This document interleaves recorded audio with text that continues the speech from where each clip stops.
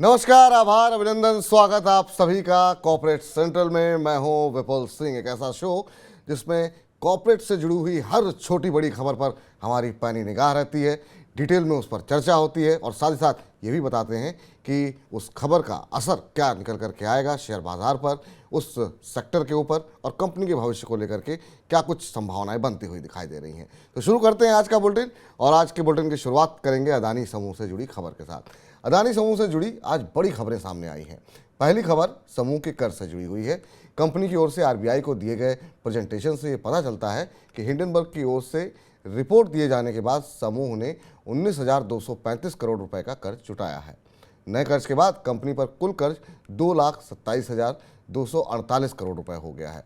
हालांकि कंपनी के पास 40,000 करोड़ से ज़्यादा की नकदी है, जिस वजह से कंपनी पर शुद्ध कर्ज 1,86,897 करोड़ रुपए बनता है, जो पिछले साल से 17% ज़्यादा है। इससे पहले कंपनी की ओर से विभिन्न तरह के 2.1 अरब डॉलर के कर्ज उतारने की खबर आई थी। दूसरी महत्वपूर्ण खबर यह है कि कंपनी सितंबर तक दोबारा ग्लोबल मार्केट में बॉन्ड के जरिए पैसा जुटाने की योजना बना रही है। साथ ही कंपनी का पूरा फोकस मौजूदा परियोजनाओं पर है, न कि नई परियोजनाओं के विस्तार पर। आर्थिक संकट में फंसे जेपी समूह की प्रमुख कंपनी जेपी एसोसिएट्स लिमिटेड ने 3,961 करोड़ रुपए के कर्ज भुगतान में चूक की है। जेपी एसोसिएट्स को 31 मई को 1,600 करोड़ रुपए की मूल राशि और 2,361 करोड़ रुपए का ब्याज भुगतान करना था, लेकिन कंपनी इस भुगतान को करने से चूक गई है। ये कर्ज कई बैंकों से जुड़ा हुआ है। इधर टाटा ग्रुप ने देश के सबसे वैल्यूएबल ब्रांड होने का खिताब हासिल किया है। ब्रांड का वैल्यूएशन करने वाली कंपनी ब्रांड फाइनेंस के मुताबिक टाटा समूह ने 26.4 अरब डॉलर की ब्रांड वैल्यू के साथ इस उपलब्धि को हासिल किया। ब्रांड वैल्यू में 2022 की तुलना में 10.3% की बढ़ोतरी दर्ज की गई है। टाटा समूह 25 अरब डॉलर से अधिक के वैल्यूएशन वाला एकमात्र भारतीय ब्रांड बन गया है। इसके अलावा ये पहली बार है जब कोई भारतीय ब्रांड दुनिया के शीर्ष 500 सबसे वैल्यूएबल ब्रांड्स की सालाना रैंकिंग में टॉप 100 में शामिल हुआ है। 13 अरब डॉलर की ब्रांड वैल्यू के साथ इन्फोसिस दूसरे पायदान पर है, जबकि 9.8 अरब डॉलर की ब्रांड वैल्यू के साथ एलआईसी तीसरे स्थान पर है। इस रिपोर्ट की सबसे खास बात यह रही कि इसमें एयरटेल चौथे पायदान पर है, जबकि रिलायंस इंडस्ट्रीज उससे पीछे है। एयरटेल की ब्रांड वैल्यू 7.5 अरब डॉलर और रिलायंस इंडस्ट्रीज की ब्रांड वैल्यू 7.4 अरब डॉलर है। रिलायंस इंडस्ट्रीज की ब्रांड वैल्यू पिछले साल के मुकाबले 14% कम हुई है। बैंकों में एसबीआई ने बाजी मारते हुए छठा स्थान हासिल किया है। उसकी ब्रांड वैल्यू 7.3 अरब डॉलर है। आगे बढ़ते हैं, अब जरा जिक्र कर लेते हैं हीरो मोटोकॉर्प के बारे में। हीरो मोटोकॉर्प ने वित्त वर्ष 2025 में मिड सेगमेंट और बजट सेगमेंट में इलेक्ट्रिक स्कूटर लॉन्च करने की योजना बनाई है। कंपनी के मुख्य कार्यकारी अधिकारी निरंजन गुप्ता का कहना है कि कंपनी मार्च 2024 तक करीब 100 शहरों में अपने प्रीमियम इलेक्ट्रिक स्कूटर वीडा के डिस्ट्रीब्यूशन के विस्तार पर ध्यान केंद्रित करेगी। उनका कहना है कि कंपनी कम्यूटर मोटरसाइकिल सेगमेंट में विस्तार करने की योजना पर काम कर रही है। बाजार में कम्यूटर मोटरसाइकिल सेगमेंट की हिस्सेदारी 65 से 70% है। कम्यूटर सेगमेंट में ऐसी बाइक शामिल हैं जिसमें 125 सीसी तक का इंटरनल कंबस्टन इंजन यानी कि आईसीई है। वित्त वर्ष 2023 में हीरो मोटोकॉर्प की कुल घरेलू बिक्री सालाना आधार पर 11.2% की बढ़ोतरी के साथ 5.16 मिलियन यूनिट दर्ज की गई। निरंजन गुप्ता का कहना है कि देश की सबसे बड़ी दोपहिया निर्माता कंपनी वित्त वर्ष 2024 में हर तिमाही में एक प्रीमियम मोटरसाइकिल भी लॉन्च करेगी। इधर दिवालिया प्रक्रिया का सामना कर रही फ्यूचर ग्रुप की कंपनी फ्यूचर रिटेल यानी कि एफआरएल को बैंक ऑफ न्यूयॉर्क मेलन और यूनियन बैंक ऑफ इंडिया समेत 35 लेनदारों से कुल 21,555 करोड़ रुपए का दावा मिला है। हालांकि करीब 19,404 करोड़ रुपए के दावों को स्वीकार किया गया है, जबकि 2,151 करोड़ रुपए के दावों को खारिज कर दिया गया है। दावा करने वाले अन्य लेनदारों में bank of Baroda, central bank of India, bank of India, Punjab national bank, Indian bank, state bank of India, central bank financial services और एक्सिस ट्रस्टी सर्विसेज शामिल है। बैंक ऑफ न्यूयॉर्क मेलन ने कुल 4,670 करोड़ रुपए का दावा किया था, जिसमें से 4,109 करोड़ रुपए सत्यापित किए गए हैं। उसी तरह यूनियन बैंक ऑफ इंडिया ने कुल 2,002 करोड़ रुपए का दावा किया था, जिसमें 1,779 करोड़ रुपए का सत्यापन किया गया था। इस बीच देश की सबसे बड़ी कार निर्माता कंपनी मारुति सुजुकी अपने सर्विस सेंटर नेटवर्क को बढ़ाने जा रही है।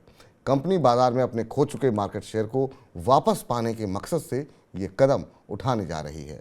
बाजार में स्पोर्ट यूटिलिटी व्हीकल यानी एसयूवी सेगमेंट काफ़ी तेज़ी से बढ़ रहा है और उसी को देखते हुए कंपनी ने कई वाहन भी लॉन्च किए हैं। कंपनी की ओर से क्षमता विस्तार योजनाओं का भी ऐलान किया गया है। कंपनी ने मार्च 2025 तक 3 साल में देश भर में करीब 5,495 तालुका में 1,000 अतिरिक्त सर्विस वर्कशॉप खोलने की योजना बनाई है। कंपनी की इस योजना से कस्टमर को तो फायदा होगा ही, साथ ही मीडियम टर्म में लोकल मार्केट में 50% हिस्सेदारी हासिल करने में भी मदद मिलेगी।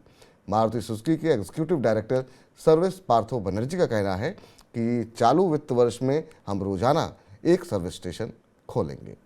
और टीसीएस से जुड़ी खबरें लगातार जो है बनी हुई हैं और आज भी टीसीएस से जुड़ी एक महत्वपूर्ण खबर है कि टाटा कंसल्टेंसी सर्विसेज यानी टीसीएस के वरिष्ठ अधिकारियों की सैलरी में इजाफा देखने को मिल रहा है।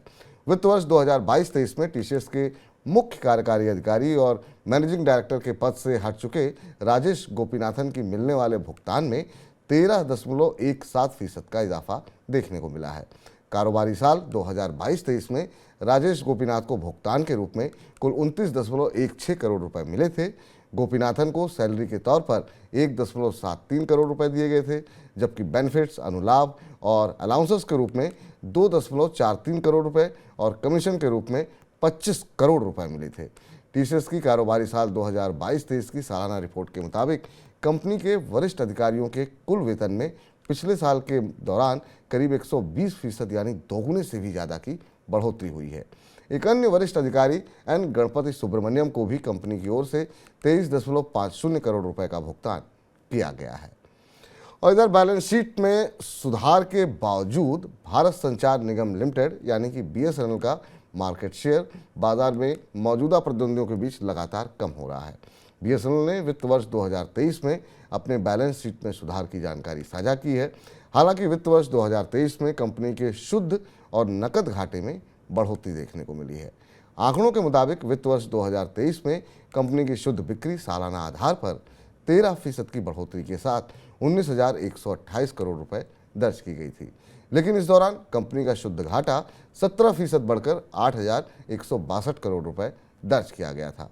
पिछले वित्त वर्ष की तुलना में कंपनी का नकद घाटा बढ़कर के 2,503 करोड़ रुपए हो गया था।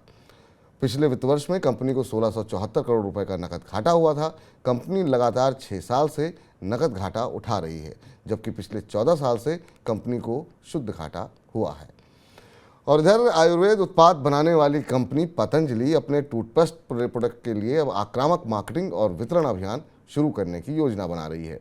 कंपनी विज्ञापनों में अपने टूथपेस्ट दंत क्रांति को असली टूथपेस्ट के तौर पर पेश कर रही है। इन विज्ञापनों में बताया जा रहा है कि रेगुलर इस्तेमाल हो रहे टूथपेस्ट में कई तरह के केमिकल बने हुए हैं, जबकि पतंजलि के उत्पादों में प्राकृतिक तत्व होते हैं। चलिए बात कर लेते हैं शेयर बाजार की और उन शेयरों की जहां पर काफ़ी उतार चढ़ाव जो है देखने को मिला है। शुरुआत करते हैं जाइडस लाइफ साइंसेज के साथ। तो जाइडस लाइफ साइंसेज लिमिटेड को इजोमेप्राजोल मैग्नीशियम दवा के लिए यूएसएफडीए से मंजूरी मिली है। इजोमेप्राजोल का उपयोग पेट में एसिड बनने और अल्सर के इलाज में किया जाता है। ये पेट में ज़्यादा बन रहे एसिड की मात्रा को कम करता है। इससे पेट में जलन, निगलने में दिक्कत और खांसी जैसे लक्षण से भी राहत मिलती है और साथ ही पेट के कैंसर का इलाज में भी इसका उपयोग किया जाता है। जाइडस लाइफ साइंसेज को अभी तक कुल 370 दवाओं की मंजूरी मिल चुकी है। जाइडस लाइफ साइंसेज का शेयर आज मामूली नरमी के साथ 513 रुपये के आसपास बंद हुआ है। इस बीच टाटा एलेक्सी ने आगामी गगनयान मिशन के लिए इसरो के साथ करार किया है। कंपनी गगनयान मिशन के लिए क्रू मॉडल रिकवरी मॉडल्स यानी कि CMRM को डिज़ाइन और डेवलप किया है। इसरो के गगनयान मिशन के तहत यात्रियों को धरती से 400 किलोमीटर ऊपर तक सफ़र कराया जाएगा। इस समझौते की खबर के बाद कंपनी के शेयर में 2% से ज़्यादा का उछाल देखने को मिला। आज भाव करीब 171 रुपये बढ़कर के 7,864 रुपये के स्तर पर बंद हुआ। इस बीच मई के महीने में लॉजिस्टिक्स सॉल्यूशन प्रोवाइडर गति के लॉजिस्टिक्स का कुल वॉल्यूम 8% बढ़ गया है। वहीं सालाना आधार पर कंपनी के लॉजिस्टिक्स के वॉल्यूम में 1% की बढ़ोतरी देखने को मिली है। आने वाले दिनों में भी वॉल्यूम में लगातार बढ़ोतरी की उम्मीद जताई जा रही है। बिजनेस में ग्रोथ को देखते हुए कंपनी के शेयर में भी रौनक देखने को मिली। कंपनी का शेयर गुरुवार को 7% से ज़्यादा उछल गया। कारोबार के अंत में शेयर करीब 4% बढ़कर 121 रुपये 65 पैसे पर बंद हुआ। हालांकि इस पर जो हमने एक्सपर्ट से बात की तो उनका मानना यह है कि शेयर से अभी दूरी बना करके रखें। नीदरलैंड की कंपनी जेपीएफ नीदरलैंड इन्वेस्टमेंट में हिस्सा खरीदने के ऐलान के बाद जिंदल पॉली फिल्म्स लिमिटेड के शेयरों में भारी तेजी दर्ज की गई। कंपनी ने जेपीएफ नीदरलैंड इन्वेस्टमेंट की 100% हिस्सेदारी खरीदने का ऐलान किया है। आपको बता दें कि प्रमोटर्स की जिंदल पॉली फिल्म्स में 74.55% हिस्सेदारी है, जिसमें बीते 5 तिमाही के अंदर कोई भी बदलाव नहीं हुआ है। कंपनी के शेयर में पिछले 1 साल में 33% का नेगेटिव रिटर्न मिला है। हालांकि इस खबर के बाद कंपनी के शेयर में रिकवरी देखने को मिल रही है और इंट्राडे में शेयर 9% से ज़्यादा की तेजी देखने को मिली है। और अब बात कर लेते हैं उस कंपनी की जिस पे कि सबसे ज़्यादा चर्चा हो रही है, सबसे ज़्यादा ट्रेंड में है। हम बात कर रहे हैं पेटीएम की। पेटीएम के शेयरों में गुरुवार को शानदार तेजी देखने को मिली। दरअसल BOFS सिक्योरिटीज़ ने कंपनी पर अपनी रेटिंग अपग्रेड करके बाई की है और बाई करने के बाद कंपनी ने इसके लक्ष्य को बढ़ा करके 885 रुपये कर दिया है। अपनी रिपोर्ट में BOFA ने कहा है कि आने वाले दिनों में कंपनी के मार्जिन में सुधार देखने को मिलेगा। वहीं कंपनी अपने कस्टमर बेस को लगातार बढ़ाने की कोशिश कर रही है। मई महीने में पेटीएम के सब्सक्रिप्शन लेने वाले ग्राहकों की संख्या 4 लाख बढ़ गई है।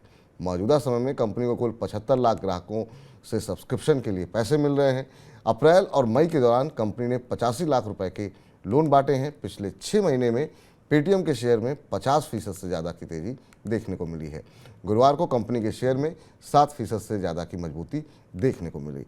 हमारे खास कार्यक्रम हेलो मनी 9 में गौरव बिस्ता ने यहाँ पर खरीदारी की सलाह दी है और आने वाले दिनों में वो यहाँ पर बड़े लक्ष्य देख रहे हैं और 840 रुपये तक के लक्ष्य के साथ खरीदारी की गई है। हालांकि BOFA की तरफ से 885 तक का लक्ष्य दिया गया है। इधर हाटसन एग्रो ने अपने विंडमिल कारोबार को बेचने की योजना बनाई है। विंडमिल कारोबार की बिक्री के लिए 5 जुलाई को होने वाली बोर्ड बैठक में इसकी मंजूरी मिल सकती है। इस खबर के बाद कंपनी के शेयर में 5% से ज़्यादा की मजबूती दर्ज की गई और कारोबार के आखिर में शेयर मजबूती के साथ 932 रुपये 75 पैसे के स्तर पर बंद हुआ। तो ये थे वो शेयर जहां पर की खबरें थी और उन खबरों के चलते काफ़ी सारे एक्शन भी देखने को मिले हैं। क्या रणनीति होनी चाहिए वो भी हमने आपको बताई, बाजार के एक्सपर्ट क्या कह रहे हैं वो भी हमने आपको बताया। लेकिन अब बात करते हैं आने वाले दिनों के बारे में। जी हाँ, 9 जून के लिए क्या कुछ बड़े ट्रिगर होने वाले हैं, क्या बड़े घटनाक्रम होंगे जो शेयर बाजार को कहीं ना कहीं प्रभावित करते हैं। तो सबसे पहले आपको बता दें कि 9 जून में चीन के महंगाई के आंकड़े आएंगे और नज़रें यहाँ पर बनी रहेंगी, क्योंकि तमाम वो आंकड़े जो है इसका असर जो है वो दुनिया भर में देखने को मिलता है। अगर चीन में महंगाई और कम होती हुई दिखाई देती है तो इसका असर दुनिया भर के बाज़ारों में भी देखने को मिलेगा। तो इन आंकड़ों पर नज़र हमारी रहेगी और आपकी नज़र होनी चाहिए मनी 9 पर। फिलहाल हमारे इस खास शो में इतना ही, लेकिन अपनी जेब से जुड़ी हर छोटी बड़ी खबर के लिए आप लगातार बने रहिए मनी 9 के साथ। नमस्कार।